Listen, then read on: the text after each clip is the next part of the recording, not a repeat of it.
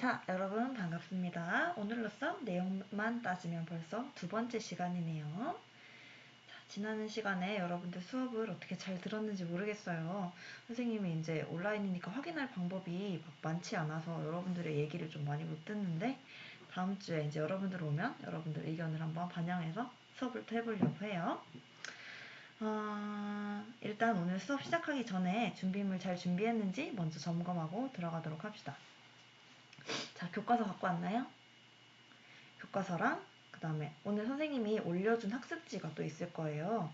오늘은 아마 2페이지 인쇄하면 될 것 같은데 2페이지 인쇄하고 또 진짜 어쩔 수 없이 인쇄를 못했다 하면은 컴퓨터 옆에 꼭 띄워놓고 듣기. 왜냐면 선생님 수업은 이제 PPT는 조금 정말 일부분이고 학습지로 진행하기 때문에 학습지 꼭 뽑거나 봐주면 좋겠습니다.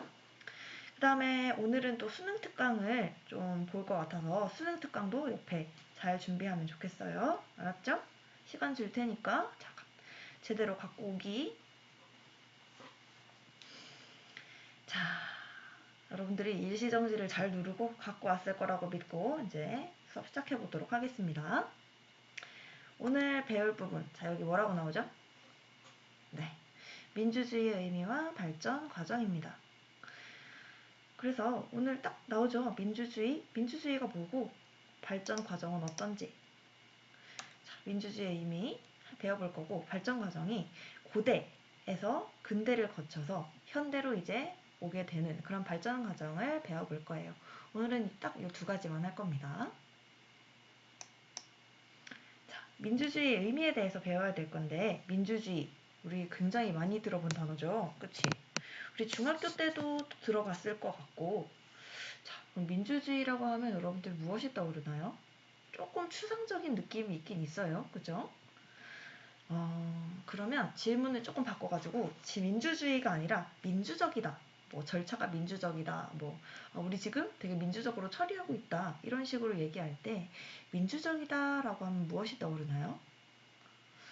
여러분들 정말 앞에 있었으면 질문을 막 했을 텐데 받았을 텐데 제가 오늘 친구랑 약속을 갔었는데 이걸 또 물어봤어요.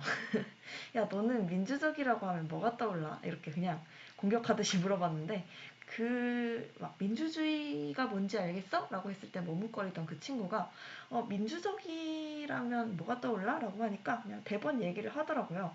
약간 혼자서 막 하는 게 아니라 혼자만의 의견이 아니라 다 같이 좀 참여하는 거나 아니면 대다수의 의견을 따르는 거나 뭐 협의해서 결정하는 거? 그럴 때 민주적이라고 이야기하는 것 같다 라고 얘기를 하더라고요. 여러분은 어떻게 대답을 했을지 모르겠네요. 그래서 교과서는 어떻게 이 민주주의, 민주적이라는 게 뭔지 어떻게 설명하는지 한번 교과서를 확인해 볼게요. 자, 교과서에 있는 걸 쌤이 학습지로 갖고 왔습니다. 자, 학습 목표 여러분 확인했죠? 민주주의의 의미랑 발전 과정. 그래서 이걸 보면 첫 번째 민주주의의 의미 뭐라고 나오죠? 다 같이 이제 속으로라도 읽어봅시다. 뭐라고 나오죠? 그렇죠. 다수의 민중이 지배하는 정치 형태다라고 나옵니다. 다수의 민중, 대다수의 사람들이 이제 주인이 돼가지고 지배를 하는 거예요. 밑에 줄에도 바로 나옵니다. 다수의 민중, 즉 모든 국민이라고 똑같이 볼 수 있겠죠. 모든 국민이 나라의 주인이 되어서 이제 다스리고 지배를 하는 정치 형태를 말하는 거예요. 선생님이 여기다가 써놓고 여기다가 써놨어. 그러면 민주주의가 다수, 모든 사람이 지배하는 거면 민주주의가 아닌 건 뭘까요? 독재하는 거, 뭐 히틀러 이런 사람이 독재하는 거. 그 다음에 진짜 소수, 귀족들이 하는 정치 이런 거는 민주주의라고 볼 수 있을까요? 그렇죠. 조금 어렵겠죠. 민주주의의 의미가 다수의 민중, 모든 국민이 하는 것이라고 보면 조금 어려울 것 같아요. 자, 그렇다면 민주주의 국가란 어떤 것을 의미하는가? 이게 또 교과서에 나오더라고. 이게 시험 내용적으로는 그렇게 크게 중요한 건 아닌데 여러분들이 한번 보면 좋을 것 같아서 여기다 가져와 봤습니다. 민주주의 국가란 모든 국민이 나라의 주인인 나라다. 즉 국민이 주권을 가진 나라다. 그래서 주권이라는 건 최종적으로 국가의 의사결정을 할 수 있는 권리예요. 그래서 의사결정을 뭐 한 사람 1인이 하는 것도 아니고 귀족들 몇 명이 모여서 하는 것도 아니고 우리 모두가 국민들이 이제 주요 결정을 최종적으로 하는 겁니다. 그래서 국가의 정치 권력 역시 제 멋대로 막 한 사람, 소수의 사람 멋대로 행사되는 게 아니라 국민한테 허락을 받아야 된다. 국민의 동의 그리고 지지를 받아야 된다. 그런 국가가 민주주의 국가다라고 이야기를 하고 있는 겁니다. 자, 여기서 소수 귀족에 의한 정치라는 거를 좀 잘 알아야 되는데 여러분들 지금 우리나라에서 현재 정치 어떻게 하고 있죠? 국회의원들을 뽑아가지고 정치를 하고 있죠. 근데 그 국회의원들이랑 소수 귀족이랑은 다릅니다.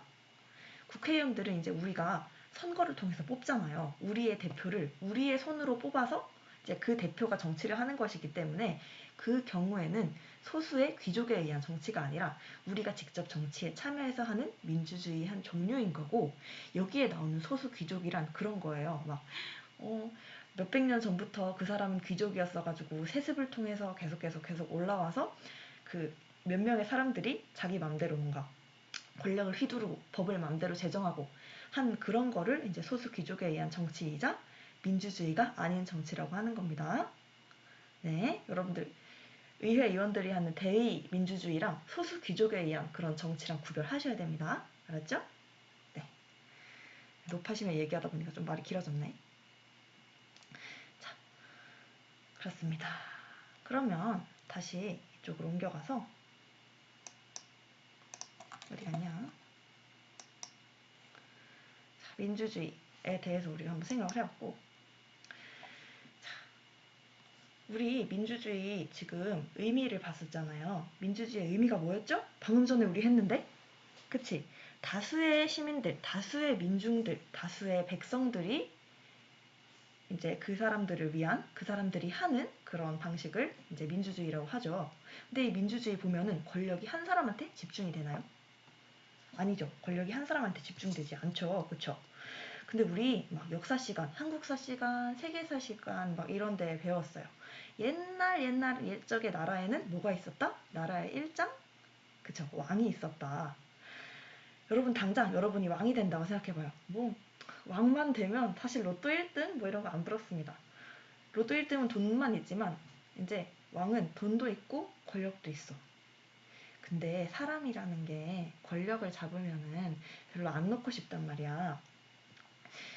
쌤이 중학교 때 얘기를 조금 해볼까요? 쌤이 중학교 때는 요새는 반장들도 다 이렇게 청소를 하잖아요. 근데 쌤이 중학교 때는 반장들은 청소를 안 했다? 근데 부반장까지는 청소를 했는데 이제 딱 반장만 청소를 안 하는 거야. 그럼 반장이 뭐를 하냐?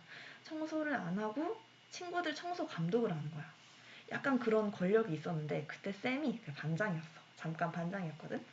이전까지는 허리 막 숙여가면서 막 쓸기 막 쇠바지에 청소를 하다가 이제 반장이 돼서 애들한테 얘기하는 거야. 야 여기 더러워. 여기 청소 좀 해. 이렇게 얘기를 하는 거예요. 막말로 다른 사람을 시킬 수 있는 권력을 얻은 거지. 근데 이렇게 말하면 좀 인성이 좀 그래 보이나? 근데 솔직히 그 쌤은 그 시간이 너무 달콤한 거야. 왜냐하면 막 노는 애들 이런 애들 있잖아요. 막 반에서 막 설치고 다니는 애들. 그런 애들도 쌤이 야 너네 가서 분리수거하고 와야지 이러면 잠자코 분리수거를 하고 온다고. 그런 게 있어요. 자 여러분 보세요. 이런 되게 작은 권력이죠. 한 10분 정도 휘두를 수 있는 그런 권력임에도 불구하고 너무 놓기가 싫은데 이제 나라의 주인인 왕이 됐어 여러분이. 그러면 그걸 얼마나 놓기 싫겠습니까? 그 권력을. 그치? 근데 이 왕이라는 절대 권력이 없어지고 이게 다수의 시민한테 권력이 옮겨간 거란 말이야. 이게 얼마나 대단한 겁니까? 되게 대단한 거예요, 이게. 그래서 우리는 이게 대체 어떤 과정을 거쳐서 다수의 백성, 다수의 인민, 다수의 시민, 그런 사람들을 위한 그런 민주주의로 변했는지 조금 궁금하지 않나요? 안 궁금하나? 쌤은 좀 궁금할 것 같은데. 자, 그래서 우리가 한번 볼 거예요. 민주주의가 과연 어떤 과정을 거쳐서 이렇게 튼튼하게 성립이 되었을지 한번 알아볼 겁니다. 자, 이걸 보면은 민주주의의 발전 과정이라고 해서 막 뭐 밑에 나와 있는데 요거 먼저 봅시다. 위에 이 부분. 고대, 근대, 현대라고 나와 있죠. 고근현.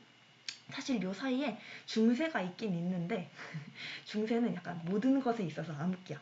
오직 종교만 조금 라이징 되었던 그런 시기라서 민주주의도 이제 중세에는 거의 뭐 하지 않았습니다. 그래서 우리한테 중요한 거는 이제 고대, 근대, 현대다 이렇게 바라보면 될 것 같아요. 그래서 오늘 사실 현대까지 다 하고 싶은데 모르겠어. 근대까지만 할 수도 있고.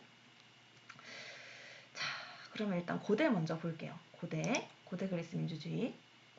고대 그리스 민주주의는 사실 크게 두 가지로 요약해서 표현할 수가 있어요. 자, 여러분들 그리스 민주주의에 대해서 배운 적 있나요? 뭐 그리스는 알죠. 그리스 로마 신화 이런 것도 선생님 어릴 때는 되게 유행했었는데 이 그리스에서 맨 처음으로 이제 민주주의가 발상지예요. 그 민주주의 발상지고 두 가지로 나눌 수 있어. 첫 번째 뭐라고? 직접 민주주의. 두 번째 뭐라고요? 자, 여러분 읽어야 됩니다. 자, 읽어야 기억이 납니다. 자, 두 번째는 제한적 민주정치. 민주주의, 민주정치. 이렇게 얘기를 할 수 있어요. 자, 직접 민주정치 먼저 어떤 뜻인지 한번 볼까? 밑에 뭐라고 써져 있죠? 여기 모든 시민이 정치에 직접 참여하는 것이다 라고 적혀 있습니다. 맞아요. 모든 시민이 하루 날을 잡고 와글와글 한 자리에 막 모여. 그래서 거기서 정치적 결정을 하는 거예요. 옛날에는 이런 장소를 광장, 그래서 아고라라고 불렀거든요. 자, 근데 뭐 우리 아파트, 우리 동네에 사는 사람들만 모여도 이제 집 하나 그냥 터져 나갑니다. 그냥 터져 나가는데 이게 이제 그리스에서는 어떻게 가능했냐? 이게 두 가지 이유가 있어. 첫 번째는 옛날 그리스가 막 산이랑 언덕이랑 섬이랑 이런 게 많아서 도시가 진짜 짜잘짜잘 조그맸던 거예요. 그러니까 참여할 사람이 별로 없어. 그래서 작은 폴리스는 한 몇천 명, 큰 폴리스는 커봤자 몇십만 명? 우리 청주 인구가 요새 얼마라고 하나요? 한 80만 되나? 한 70만 되나? 청주 인구보다 더 작은 나라. 그리고 진짜 극단적으로는 예를 들어서 뭐 우리 학교 양천고, 그다음에 청원고, 뭐 오창고 이렇게 합쳐놓고 천몇 명 되는 거 해놓고 자 우리 이제부터 나랍니다. 이렇게 얘기를 하는 거야. 좀 그렇죠. 엄청 조그맣죠. 엄청 조그마니까 거기에 있는 시민들이 좀 날 잡고 마음 잡으면 한번 이제 아고라에 모여서 토론도 하고 할 수 있는 거예요. 아이고, 그래서 이게 첫 번째 이유. 사람이 엄청 적어져서 가능했다. 자, 두 번째 이유는 뭐냐면 우리 여기 뭐라고 써져 있죠? 제한적 민주정치라고 써져 있죠. 제한적 민주정치. 참여할 수 있는 사람이 제한되어 있었기 때문에 이제 모든 사람들이 참여할 수 있었다. 조금 모순적이긴 한데 설명을 조금 더 해볼게요. 물론 여러분이 알 수도 있지만 중학교 때 한번 배우기도 했을 거예요. 자, 이쪽에 첫 번째 줄에 뭐라고 써져 있죠? 모든 시민이 정치에 직접 참여한다 라고 나옵니다. 모든 사람이 아니에요. 모든 시민입니다. 모든 시민이 참여할 수 있어요. 자, 그러면 지금 우리 반 있죠? 우리 교실에서 고대 그리스에서 인정하는 시민이 과연 몇 명이나 나올 수 있을까요? 생각해보세요. 몇 명일까요? 정답은 빵명. 그래서 왜냐면 얘네는 지금 나이 안 되는 꼬맹이, 어린애들은 물론이고 여자도 안 되고 노예도 안 되고 외국인도 안 돼. 걔네들은 그냥 다 시민이 아니야. 시민이 아닙니다. 정치에 참여할 수 있는 건 누구다? only 성인 남성뿐이다. 성인 남자만 시민으로 인정을 한 거예요. 자, 이렇게 쌤처럼 똑똑한 사람도 그냥 여자라는 이유만으로 이제 시민이 아니고 정치에도 참여할 수 없게 되는 겁니다. 이 교실에 있는 여러분들 역시 고대 그리스였다면 나이 때문에, 신분 때문에 또는 성별 때문에 태어나서 죽을 때까지 정치 참여라는 것에서 완전 배제. 자, 너는 결정할 필요가 없어. 그냥 우리가 결정한 대로 살아. 이렇게 되는 거예요. 자, 얼마나 의미가 없을까요? 그쵸? 자, 물론 이런 고대 그리스 민주주의도 의미를 갖긴 합니다. 요 3번 볼게요. 3번 볼게요. 의. 치자와 피치자, 그러니까 다스리는 사람과 다스림을 받는 사람이 일치하는 그러한 민주정치라는 것을 처음으로 실현했다라는 의의는 가집니다. 하지만 이제 초기의 민주주의다 보니까 조금 부족하거나 지금의 시선에서 봤을 때 조금 그런 면이 있죠. 차별을 한다거나. 자, 그래서 여러분들 고대는 이렇게 마무리를 하겠습니다. 마무리를 하기 전에 조금 뭐 하나만 더 볼까요? 안 하고 넘어간 게 있네. 자, 요쪽 두 번째. 민회, 추첨제, 윤번제 요게 있죠. 요게 뭔지 간단하게 짚고 넘어가도록 할게요. 여러분들 교과서 한번 준비해볼까요? 또 교과서를 갖고 올게. 교과서 16쪽 한번 펴봅시다. 16쪽. 16쪽에 민주주의의 발전 과정이라고 생각해서 나와서 고대 아테네 부분 한번 볼게요. 자, 여기서 세 번째 줄 한번 쭉 읽어봅시다. 아테네는 의회 역할을 하는 민회가 있었다. 민회가 조금 중요합니다. 민회가 뭐냐면 의회처럼 대표자들이 모여요. 모두 참여하긴 하지만 어쨌든 대표자들은 있어. 대표자들이 모여가지고 우리 국가, 우리 폴리스의 법률을 만들고 또 정책을 심의하고 결정하고 이런 일들을 하는 게 바로 민회입니다. 그리고 공직자를 어떤 방식으로 뽑았는지가 이제 추첨제와 윤번제인데, 추첨제는 여러분 알죠? 뽑는 거예요. 랜덤으로 뽑는 거. 그 다음에 윤번제는 뭐냐면 돌아가면서 하는 거예요. 그래서 대부분의 사람들이 이제 살면서 한 번쯤은 공직자가 되어볼 수 있는 경험을 했다고 하네요. 자, 그래서 이 부분을 한번 고대 아테네 부분을 여러분들이 시간을 내서 쭉 읽어보면 될 것 같습니다. 선생님이 한 얘기가 그대로 나와 있어요.